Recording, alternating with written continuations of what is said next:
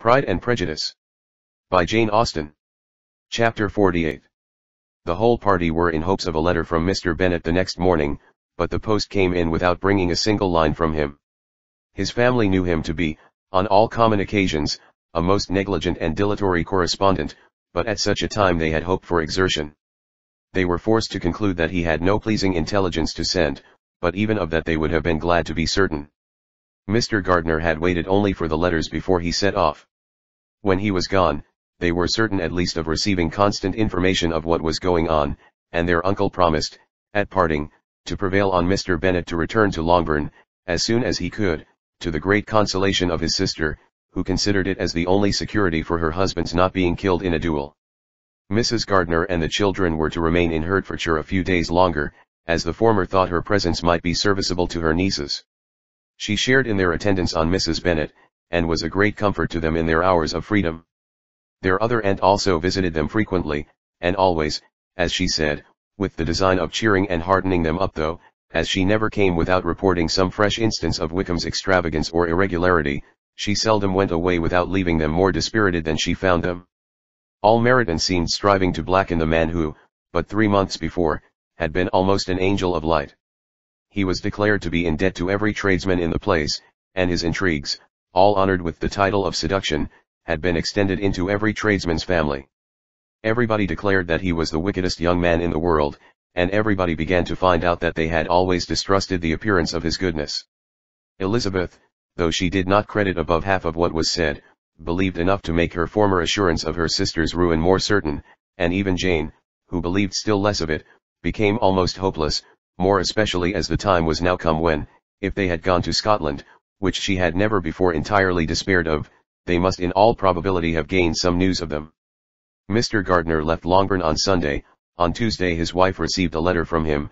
It told them that, on his arrival, he had immediately found out his brother, and persuaded him to come to Gracechurch Street, that Mr. Bennet had been to Epsom and Clapham, before his arrival, but without gaining any satisfactory information, and that he was now determined to inquire at all the principal hotels in town, as Mr. Bennet thought it possible they might have gone to one of them, on their first coming to London, before they procured lodgings. Mr. Gardiner himself did not expect any success from this measure, but as his brother was eager in it, he meant to assist him in pursuing it.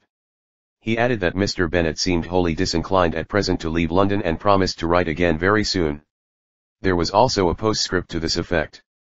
I have written to Colonel Forster to desire him to find out, if possible, from some of the young man's intimates in the regiment, whether Wickham has any relations or connections who would be likely to know in what part of town he has now concealed himself. If there were anyone that one could apply to with a probability of gaining such a clue as that, it might be of essential consequence.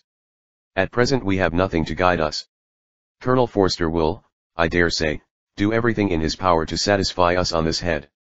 But, on second thoughts, perhaps, Lizzie could tell us what relations he has now living, better than any other person. Elizabeth was at no loss to understand from whence this deference to her authority proceeded, but it was not in her power to give any information of so satisfactory a nature as the compliment deserved. She had never heard of his having had any relations, except a father and mother, both of whom had been dead many years. It was possible, however, that some of his companions in the shire might be able to give more information, and though she was not very sanguine in expecting it, the application was a something to look forward to.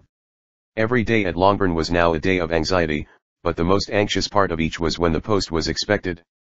The arrival of letters was the grand object of every morning's impatience. Through letters, whatever of good or bad was to be told would be communicated, and every succeeding day was expected to bring some news of importance. But before they heard again from Mr. Gardiner, a letter arrived for their father, from a different quarter, from Mr. Collins, which, as Jane had received directions to open all that came for him in his absence, she accordingly read, and Elizabeth, who knew what curiosities his letters always were, looked over her, and read it likewise. It was as follows. My dear sir, I feel myself called upon, by our relationship, and my situation in life, to condole with you on the grievous affliction you are now suffering under, of which we were yesterday informed by a letter from Hertfordshire. Be assured, my dear sir, that Mrs. Collins and myself sincerely sympathize with you and all your respectable family, in your present distress, which must be of the bitterest kind, because proceeding from a cause which no time can remove. No arguments shall be wanting on my part that can alleviate so severe a misfortune or that may comfort you, under a circumstance that must be of all others the most afflicting to a parent's mind. The death of your daughter would have been a blessing in comparison of this.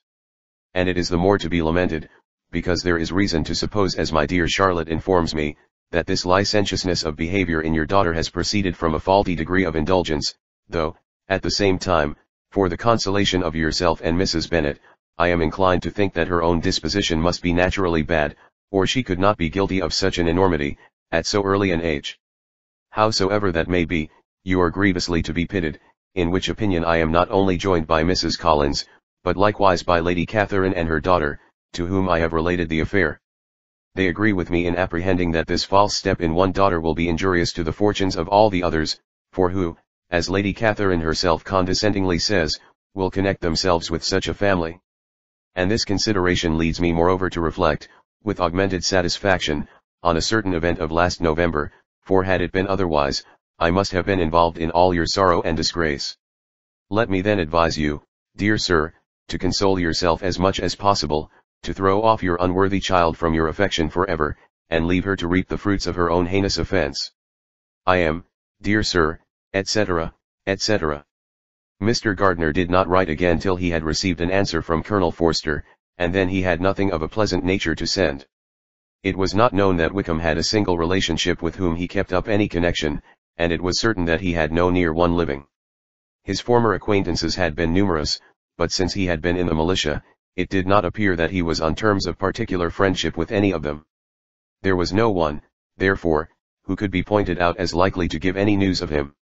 And in the wretched state of his own finances, there was a very powerful motive for secrecy, in addition to his fear of discovery by Lydia's relations, for it had just transpired that he had left gaming debts behind him to a very considerable amount. Colonel Forster believed that more than £1,000 would be necessary to clear his expenses at Brighton. He owed a good deal in town, but his debts of honor were still more formidable.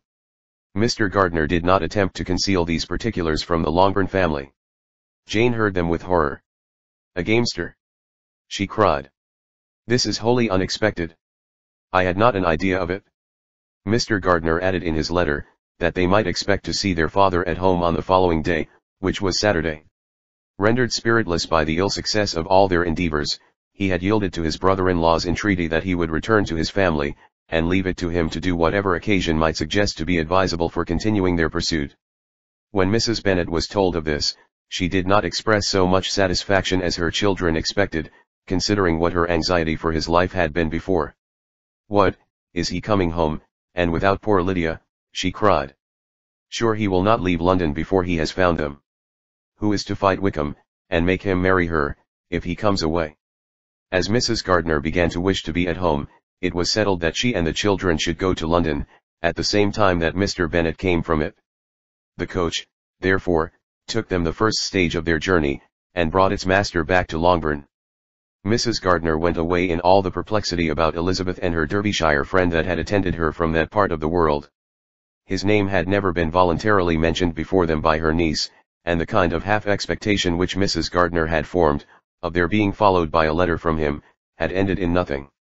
Elizabeth had received none since her return that could come from Pemberley. The present unhappy state of the family rendered any other excuse for the lowness of her spirits unnecessary. Nothing, therefore, could be fairly conjectured from that, though Elizabeth, who was by this time tolerably well acquainted with her own feelings, was perfectly aware that, had she known nothing of Darcy, she could have borne the dread of Lydia's infamy somewhat better.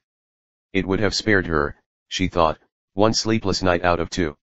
When Mr. Bennet arrived, he had all the appearance of his usual philosophic composure. He said as little as he had ever been in the habit of saying, made no mention of the business that had taken him away, and it was some time before his daughters had courage to speak of it. It was not till the afternoon, when he had joined them at tea, that Elizabeth ventured to introduce the subject, and then, on her briefly expressing her sorrow for what he must have endured, he replied, "Say nothing of that. Who should suffer but myself? It has been my own doing, and I ought to feel it." "You must not be too severe upon yourself," replied Elizabeth. "You may well warn me against such an evil. Human nature is so prone to fall into it. No, Lizzie, let me once in my life feel how much I have been to blame. I am not afraid of being overpowered by the impression. It will pass away soon enough. Do you suppose them to be in London? Yes, where else can they be so well concealed? And Lydia used to want to go to London, added Kitty. She is happy then, said her father drily, and her residence there will probably be of some duration. Then after a short silence he continued. Lizzie, I bear you no ill will for being justified in your advice to me last May, which, considering the event, shows some greatness of mind. They were interrupted by Miss Bennet, who came to fetch her mother's tea. This is a parade, he cried, which does one good, it gives such an elegance to misfortune. Another day I will do the same, I will sit in my library, in my nightcap and powdering gown, and give as much trouble as I can, or, perhaps, I may defer it till Kitty runs away. I am not going to run away, Papa, said Kitty fretfully. If I should ever go to Brighton, I would behave better than Lydia. You go to Brighton? I would not trust you so near it as Eastbourne for £50. No, Kitty, I have at last learned to be cautious, and you will feel the effects of it. No officer is ever to enter into my house again, nor even to pass through the village. Balls will be absolutely prohibited, unless you stand up with one of your sisters. And you are never to stir out of doors till you can prove that you have spent 10 minutes of every day in a rational manner. Kitty, who took all these threats in a serious light, began to cry. Well, well, said he, do not make yourself unhappy. If you are a good girl for the next 10 years, I will take you to a review at the end of them.